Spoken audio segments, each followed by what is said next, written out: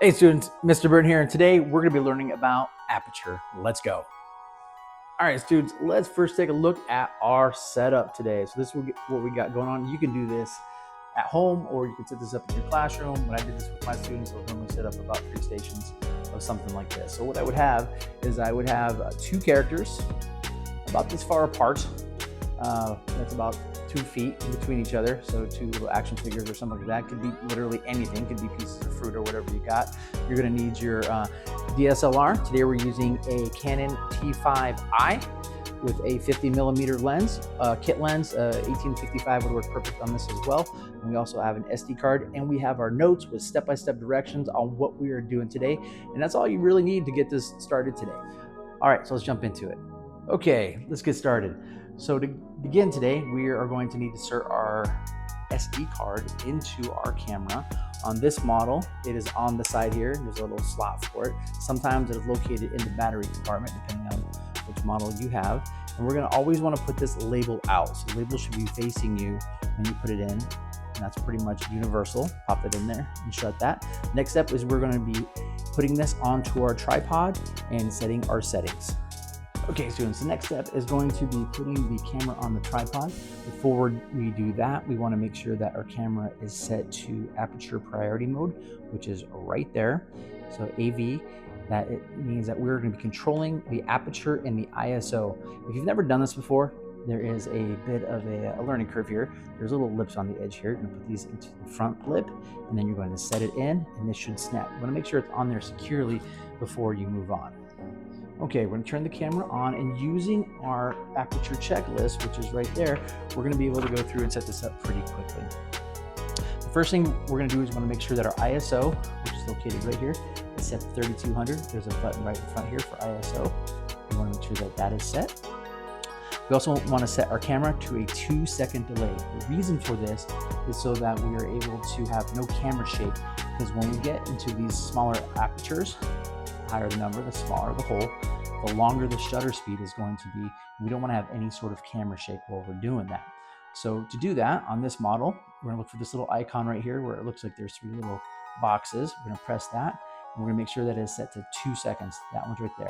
You can see we got some different options in there as well, single shot, continuous. But we want the 2-second. That'll give time for the camera to stop shaking before it actually takes the image, because when you press that shutter button down, the camera will shake a little bit.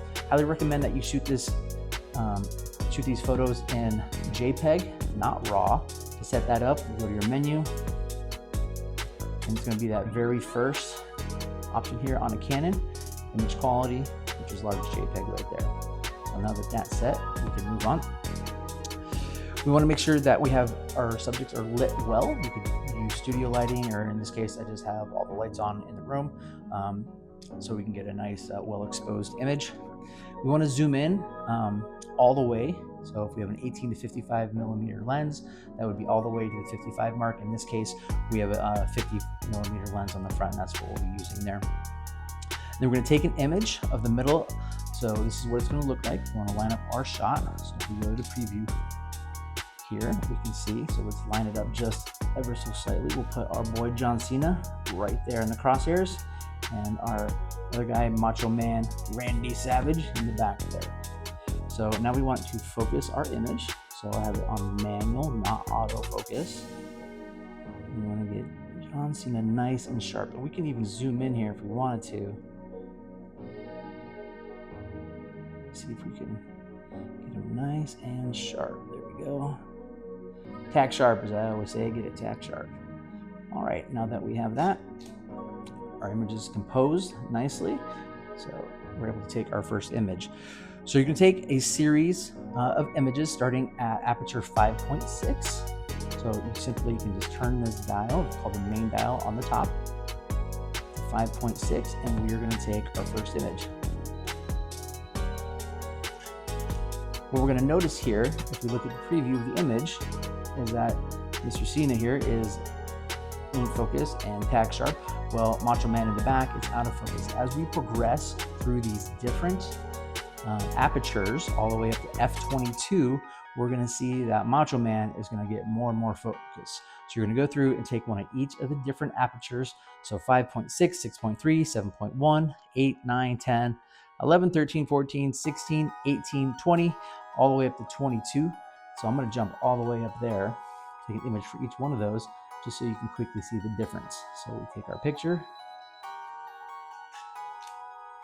we push play, and now you can see Macho Man is in much better focus compared to the two different images here. And that's how Aperture works. It's called depth of field is what we're exploring today. And when we get into Photoshop and we go through the different layers with all those different images, you're really going to see the difference on how changing the aperture can impact your intentionality within your image. So isolating a subject and things like that. All right, so let's move on to the next step. All right, students, we've taken our images. Now it's time to get them into Photoshop and actually do something with them. So let's get started. The first thing we're going to want to do is open up Photoshop. In the left-hand corner here, we have our little icon where we can pull up Photoshop. If you've never opened up Photoshop before, it's pretty simple. You can even pin that to your toolbar at the bottom here. Once we are in Photoshop, I'm going to follow right along with the skeleton notes that I provided for you in this project. It should go pretty simple and pretty easy. So the first thing we're going to want to do is we're going to create a new file. Several ways to do that is we have a file new. We could go to file new here as well, or you use the keyboard shortcut of Control N. Any of those will work, but we'll just click right there on that big blue button, and it's going to bring up our new document dialog box. Within this dialog box, the first thing we're going to want to do is we're going to want to give this project a title. So you're going to put in your first name, your last name, and then Aperture as the project, and then the date and the initials. So we have Steve Austin,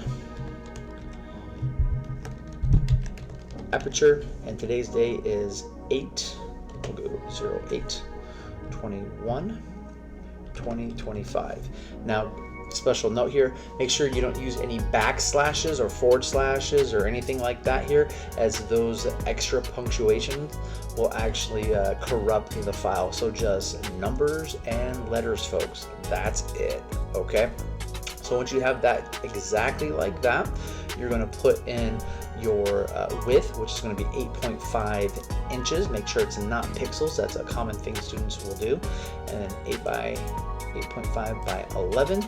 We're going to want the resolution to be at 300, RGB color, 8-bit, and the background contents to be white. Once you've done that, click Create. And we're basically going to end up with a sheet of blank paper. Okay, now that we have that, we are going to actually have to get our images off our SD card and onto the computer. Now, some computers have SD card slots and some don't. So if you don't have an SD card slot on your computer, you're going to need to purchase an SD card reader. Just you can pick them up on Amazon or at your local Walmart or Target or whatever that is. Amazon's much cheaper. I prefer this style. They seem to be a little stable over time. This one I have in my hand right here, I've had it over 10 years. I've had this style before. They tend to get loose at times. These cables get kind of bent. So if I had to pick one, I would stick with this one. The advantage of some of these other ones is if you're using the compact flash cards, which are the bigger, older ones, you might need a different type for that as well. So anyway, now that we have our SD card inserted into our computer, see it just popped up right there, just recognized it. We need to get the images onto the computer. So simple. I'm a big fan of keyboard shortcuts. So if you're on a Mac, it's going to be Command. If you're on a PC, it's going to be Control. So Control O, it's going to open up our open dialog box, and we are going to have to navigate to our images. So mine popped right up, but if yours doesn't, you might have to go over here to where it says EOS Digital File, DCIM, 100 Canon, and there are our images. Once we've done that, we are going to highlight them all at once, just like this, and click on Open. And it's going to go through and open up all of the images here. So like I said, folks, these skeleton notes are great once you have them filled out and accompanied with this video. It should save everyone a lot of time. So if you have a question, you should have your notes out first, the video up second, and then phone a friend. Ask a friend next to you if they know what's going on or how to do it before you ask your teacher. That'll save your teacher from running around a lot. Okay, now that all the images are open, we need to go in and create a couple of things. The first thing we're going to want to do is we're going to want to actually go back to our blank sheet of paper here, and we're going to want to add some text to this. Now this is a skill. We're going to add, using the text tool, which is right here. We want to use the vertical text tool, which is the second one right here. So I got that to come up by right clicking on your mouse, vertical text tool. We want to set the font to Times New Roman, and you can do that simply by typing it in there or scrolling and finding it in here. So Times New Roman. We want it to be a font size of 85, so 85, and we want the text color to be black. So clicking and dragging there, click OK. I'm going to click right here on the left hand side. I'm going to add Aperture.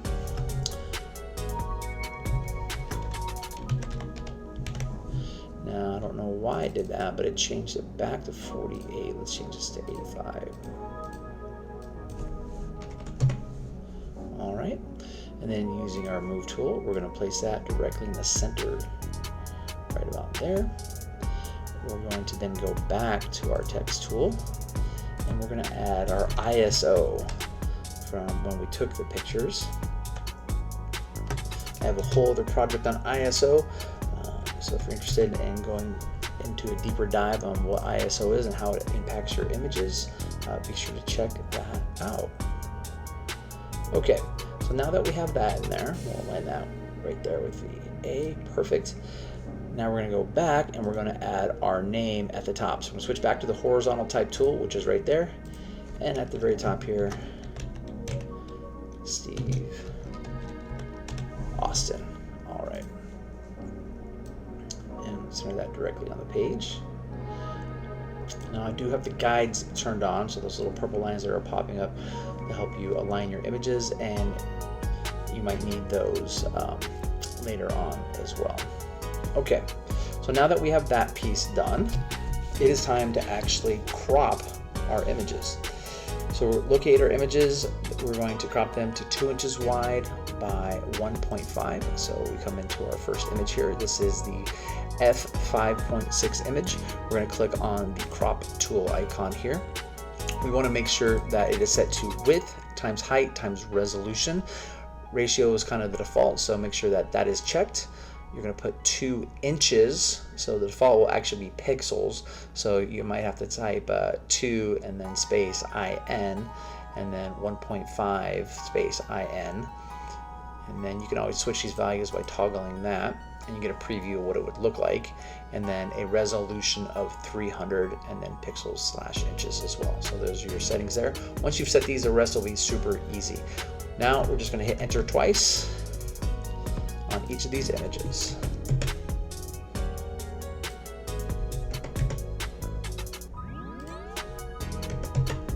Now take note, we are going to need 2 of the 5.6 images, the very first one that we did a minute ago, for our project. So when we start pulling these images over into our template, remember that piece. Okay. All right. So if you ever need to navigate between the different images, you can hit this double arrow right here, and if you can't see an image, that's where you'll find it.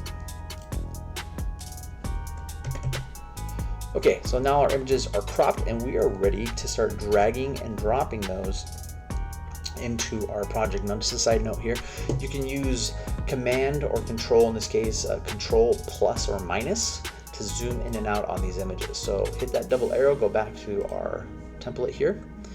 We're going to go over here to the Move tool. Now I put a picture of that into your notes here so you know what it looks like. It's the very first one and probably one of the most used tools, probably why it's at the top. And we're going to drag and drop our images into this. So starting at our 5.6 image, we are going to click, drag. I have not let go of anything. I'm still holding down that left click on the mouse, and now I'm going to drop. Now I'm going to need 2 of these. Now you can go back and drag a second one over, or you can simply hit Control J And over here you can see it created in our layers panel a second one, and I'm just going to drag this one to the bottom. And the reason I want to do that, because when I have my f22 image, I want to put it right next to my f5.6 image so you can see the beginning and the end basically. So we're going to place that one there. Once we're done with that first image, we can close that out. It's going to ask if you want to save it. Just click no, and then go on to your next image. Drag, drop, and then we can line them up. All right, and then these first three images are basically the most important images, because once you've done that, everything else will line up with those. Click, drag, drop. So now that I have these, I'm going to actually highlight all three of them and just center them on my page, and this will kind of guide how I place them. So right there is a good spot. All lined up, so the rest of the images will align with these. All right, now we're going to just drag them all over and drop them in. Here we go.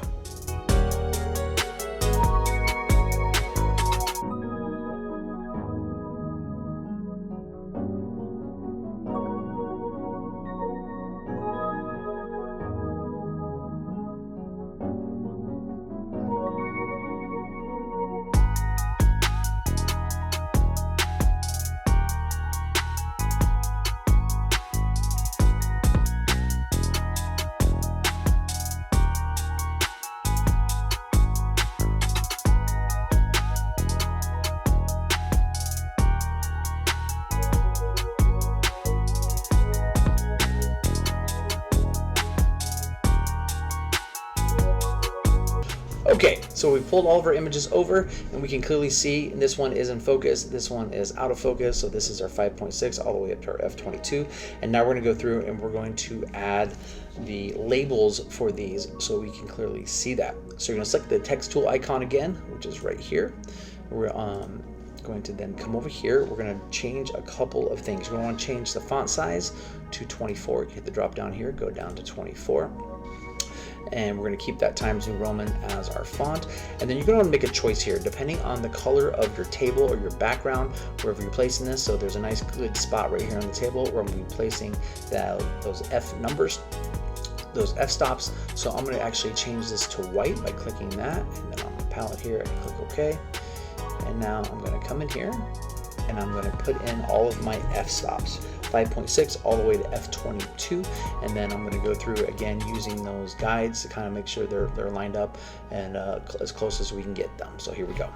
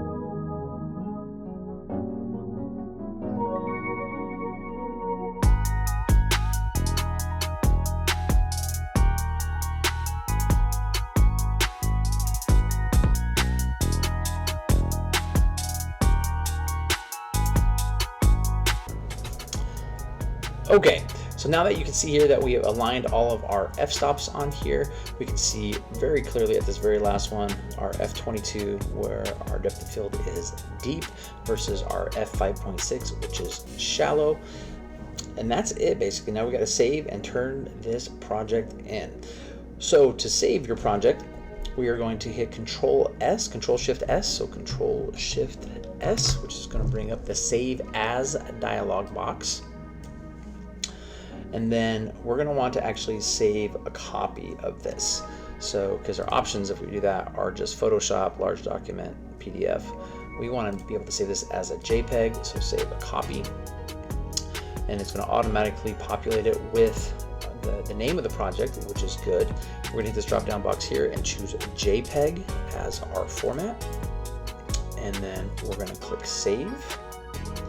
When we do this, it's going to ask us our JPEG options. We want to make sure the quality is set to 12, and then we're going to click OK. And you're going to want to save that to your thumb drive, preferably not on the computer. We don't want someone coming in and turning in your own work,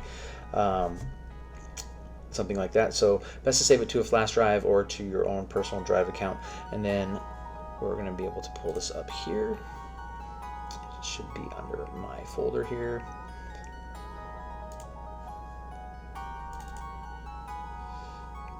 And here we have our final project right there. All right, so that's what you'll be turning in. Pretty simple. Hope you have a better understanding of f-stop and its effect on your images on Aperture, and that depth of field concept, but also understanding how the square root of 2 plays within your role in photography. All right, if you have any questions, please see or email your instructor. Thanks for your time and have a great day. Bye.